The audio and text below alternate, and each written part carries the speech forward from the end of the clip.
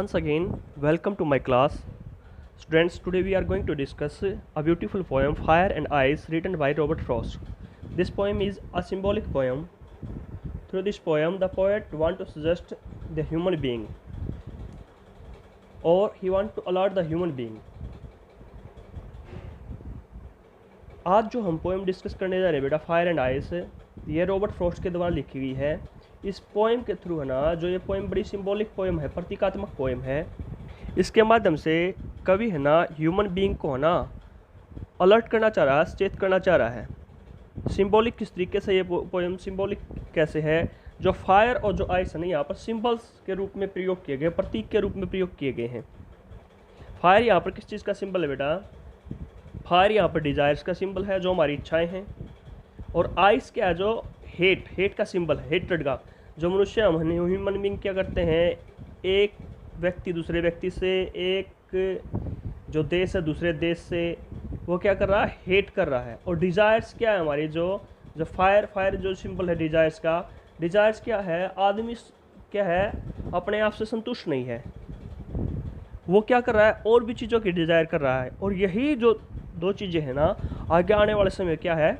Destruction का कारण बनेंगी। इस पोएम में ना बड़े सुंदर ढंग से ये बताना चाहा कवि ने। Let's start read this poem. इस पोएम के अंदर बेसिकली हम टू थिंग्स को डिस्कस करेंगे, explanation of this poem and also the which rhyme scheme is और which poetic devices is used in this poem. Let's start students. हम कहाँ से स्टार्ट करेंगे? बिगिनिंग से, सम से। पोएम जैसे मैंने पहले बता दिया आपको भी, फायर एंड आइस से ये, और किस चीज़ का सिंबल है वो मैंने बता दिया है, ठीक है। तो हमें स्टार्ट करते हैं। Some say the world will end in fire, some say in ice, from what I have tasted of desire I hold with those who favour fire. यहाँ पर कवि है ना अपना ओपिनियन नहीं दे रहा है, कुछ लोगों का ओपिनियन दे रहा है। कुछ लोग तो कहते हैं कि इस संसार का अंत है ना किससे होगा? फायर से होगा। फायर किसका सिंबल है बेटा? यहाँ पर है, आपको जैसे पता ही होगा, फायर सिंबल है किसका? डिजायर्स का। किसका सिंबल है? डिजायर्स का सिंबल है फायर। तो यहाँ पर कुछ लोगों का क्या मानना है, जो ना संसार का जो अंत होगा वो किससे होगा? फायर से होगा। यानी कि जो है ना किसकी फायर? इच्छाओं रूपी आग, यानी कि डिजायर से होगा। और कुछ लोग क्या कहते हैं, कुछ लोगों का मानना सम से इन आइस, और कुछ लोग कहते हैं कि इस संसार का अंत है आइस से होगा। आइस किसका सिंबल है? हेट का। यानी कुछ लोग मानते हैं कि भी है ना इस संसार का जो एक दूसरे से हेट करते हैं, नफरत करते हैं, उससे होगा। From what I have tasted of Dzire, जहाँ तक यहाँ पर अब अपना ओपिनियन दे रहा है, यहाँ पर कवि अपना ओपिनियन देते हुए क्या कह रहा है, जहाँ तक मैंने है ना किसको टेस्ट किया है, भी जो डिजायर को जाना मैंने, जहाँ तक यानी कि जहाँ तक इच्छाओं को मैंने जाना है।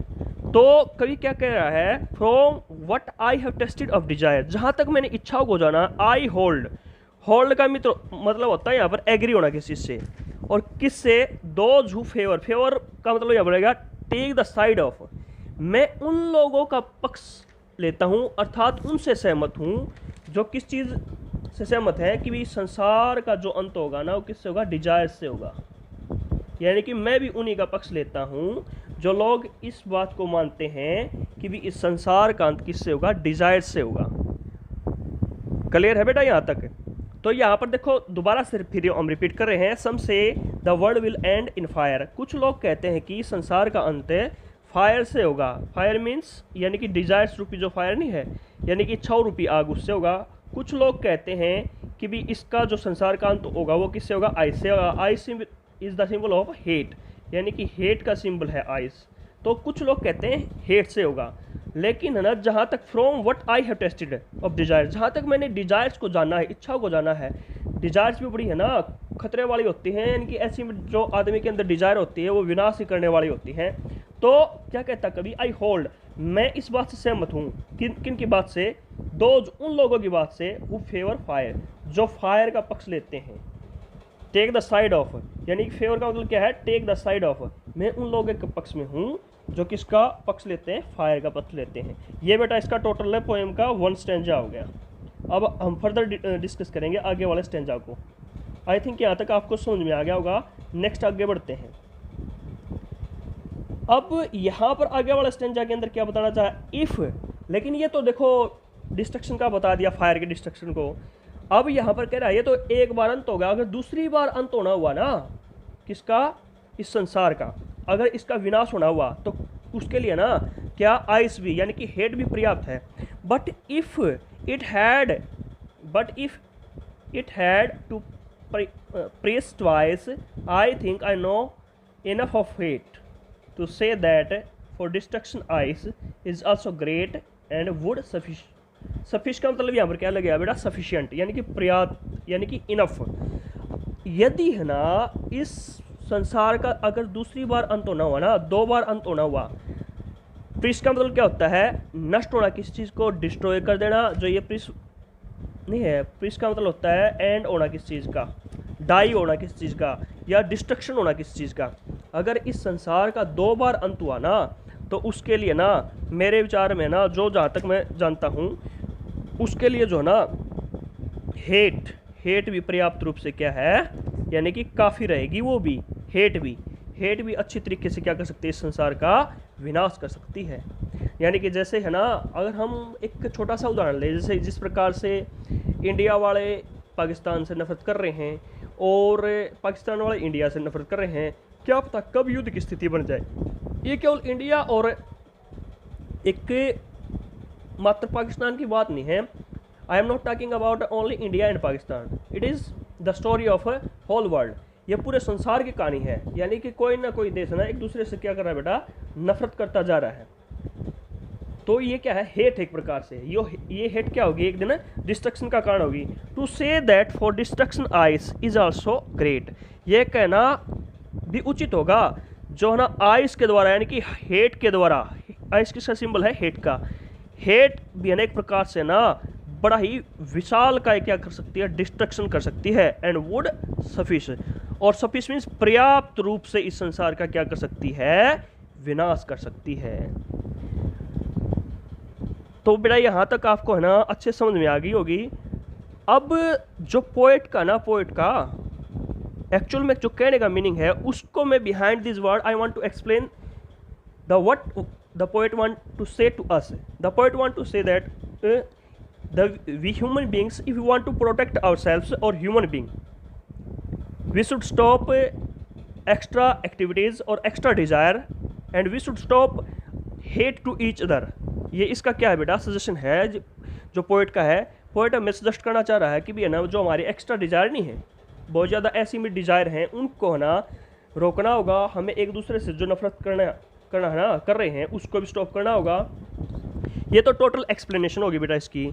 अब है ना, अब इसके अंदर जो पोएटिक डिवाइस यूज़ किए गए हैं ना, उनको हम डिस्कस करेंगे। पोएटिक डिवाइस के अंदर सबसे पहले हम किसको डिस्कस करेंगे, इस पोएम के अंदर टोटल 9 लाइन्स हैं। कितनी लाइन्स हैं, 9 लाइन्स है। और उसी के अकॉर्डिंग हम क्या करेंगे, सबसे पहले इसका जो पोएटिक डिवाइस जो यूज़ किया गया ना, राइम स्कीम को डिस्कस करेंगे। राइम स्कीम मैंने पहले वाली क्लास में ही बताया था क्या होती है भी, जो मैं एक बार फिर से बता देता हूँ। जो लाइनिंग नहीं है, लाइनिंग स्टार्ट होती है और स्टार्ट के बाद जो एंडिंग होती है, एंडिंग होने के बाद है ना जो लाइन्स का जो एंड वाले वर्ड होते हैं ना, उनको मैच किया जाता है, उनके साउंड को मैच किया जाता है, उसको राइम स्कीम बोलते हैं। ठीक है ना। जैसे कि सम say the world will end in fire, fire को मैच किया जाएगा नेक्स्ट लाइन से। आइस और फायर का कोई मैच नहीं हो रहा, लेकिन डिजायर का और फायर का मैच हो रहा। तो इनका सिंबल हम क्या देंगे बेटा, इसको हमें सिंबल में अगर बात करें तो इसको फायर को हम ए सिंबल दे देते हैं। आइस और फायर का डिफरेंट साउंड प्रोनाउंस हो रहा है, तो आइस को हम बी देंगे। क्लियर है। और from what I have tasted of desire and fire, fire और डिज़ायर का जो ना साउंड प्रोनाउंसिएशन क्या आ रहा, सेम आ रहा है। तो इसका पहले 3 लाइनों का क्या हो जाएगा बेटा, सिंबल क्या हो जाएगा, ए बी और ए, ये इसका सिंबल हो जाएगा। अब दोबारा से अगर हम है ना 4th लाइन के अंदर डिस्कस करेंगे तो दोबारा से फिर फायर आ गया है। ठीक है ना। और फिर से जो है ना ट्वाइस और आइस, ये दोनों क्या कर रहे हैं, मैच कर रहे हैं, ठीक है ना। तो इसको हम क्या करेंगे बेटा, ए और फिर से बी, लेकिन जो हेट है ना, हेट सिंबल आया है ना, वो बिल्कुल डिफरेंट आया है, तो इसको हम डिफरेंट सिंबल देंगे सी। फिर से क्या आया है, ट्वाइस और आइस, यानी कि ट्वाइस और आइस, यानी कि ट्वाइस और आइस क्या कर रहे हैं, एक दूसरे से क्या कर रहे हैं, मैच कर रहे हैं। तो ये क्या हो जाएगा, बी सिंबल हो जाएगा, ठीक है ना। यहाँ तक आइस तक आपको समझ में आ गया होगा। अब ग्रेट और हेट, यानी कि टे को, हेट को हमने क्या सिंबल दिया था, सी सिंबल दिया था, और स्पाइस और आइस यानी कि इसको हमने बी सिंबल दिया था। तो टोटल ये क्या होगी बेटा, इसकी राइम स्कीम होगी। और टोटल हम राइम स्कीम की बात करें ना, तो 9 लाइन्स की ना अगर मैं बात करूं तो क्या होगा इसका राइम स्कीम में, ए बी सी और बी सी बी, ये इसकी राइम स्कीम होगी। आप इसका ना स्क्रीनशॉट भी ले सकते हो राइम स्कीम के लिए। तो इसकी क्या होगी राइम स्कीम, ये होगी ए बी सी बी, ये टोटल राइम स्कीम होगी इस टोटल पोएम की। अब इसके अंदर बेटा एक और जो है ना दूसरे नंबर का क्या है, एनाफोरा यूज किया गया है। दूसरा जो पोएटिक डिवाइस है क्या है बेटा, वो एनाफोरा।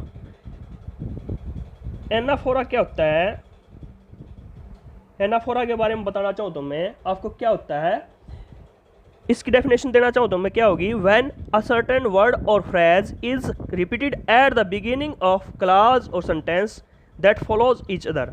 यानी कि अगर मान लो किसी लाइनिंग के बिगिनिंग में कोई वर्ड है ना, उसको दोबारा से रिपीट किया जाए, रिपीटेड हो जाए कोई वर्ड, उसको हम एनाफोरा बोलते हैं, ठीक है ना। उसको क्या बोलेंगे बेटा, एनाफोरा। इसी पोएम के अंदर एनाफोरा का मैं उदाहरण अगर आपको देना चाहूँ तो कहाँ पर होगा, ये देखो यहाँ पर है ना, मैं अंडरलाइन कर देता हूँ उसको, सम से, और फिर दोबारा से सम से आ गया, यानी कि रिपीटेड हो गया ये। तो ये क्या है, एनाफोरा है। अगर एक और अगर मैं एनाफोरा के एग्जांपल की बात करूँ तो एक बड़ा सुंदर एग्जांपल है, एक पोएम है विलियम ब्लैक की, in every cry of every man, in every infants cry of fear, in every cry. देखो पहले वाली लाइन के अंदर क्या है बेटा, पहले वाली लाइन के अंदर हम बात करें तो जैसे कि बात की जाए ना, in every cry, every cry, इसके अंदर ये एवरी क्राई नहीं है। पहले वाली लाइन के अंदर अगर मैंने बोला, देखो इसको लिख करके भी आप अपनी कॉपी के अंदर देख सकते हो, in every cry of every man, यानी कि एवरी वर्ड है ना इसी लाइन के अंदर 2 बार हुआ है, और नेक्स्ट वाली लाइन के अंदर इन एवरी, फिर से इन एवरी, सेकेंड लाइन के अंदर वो हुआ है इन्फेंट्स क्राई, क्राई फिर से रिपीट हुआ है। तो क्या है, ये एनाफोरा है। अगर तीसरे हम है ना इसमें पोएटिक डिवाइस की बात करें तो एंजाममेंट यूज किया गया है। एंजाममेंट मैंने पहले ही बताया था बेटा, एंजाममेंट क्या होता है कि भी है ना विदाउट किसी पास के, यानी कि बिना किसी ठहराव के ना कंटिन्यूस किसी लाइनिंग को बोलते हैं ना हमें, उसको क्या बोलते हैं, एंजाममेंट बोलते हैं। यानी कि mean to say there is no punctuation is use, जहाँ पर किसी प्रकार का पंक्चुएशन यूज नहीं किया जाता उसको एंजाममेंट बोलते हैं। अगर मैं बात करूँ कहाँ पर यूज किया गया है, लास्ट का जो स्टैंजा नहीं है, आई थिंक आई नो इनफ, यहाँ से लेकर के आई थिंक से लेकर के और सफाइस तक, यहाँ पर लास्ट में एक जो पंक्चुएशन यूज किया गया है वो फुल स्टॉप यूज किया गया। अदरवाइज और कहीं पर भी इसके अंदर कोई भी ना तो फुल स्टॉप है, ना कोई कोमा है, ना ही एक्सक्लेमेशन साइन है, ना ही इंट्रोगेशन है। तो ये क्या हो गया बेटा, यहाँ पर है एंजाममेंट हो गया पोएटिक डिवाइस।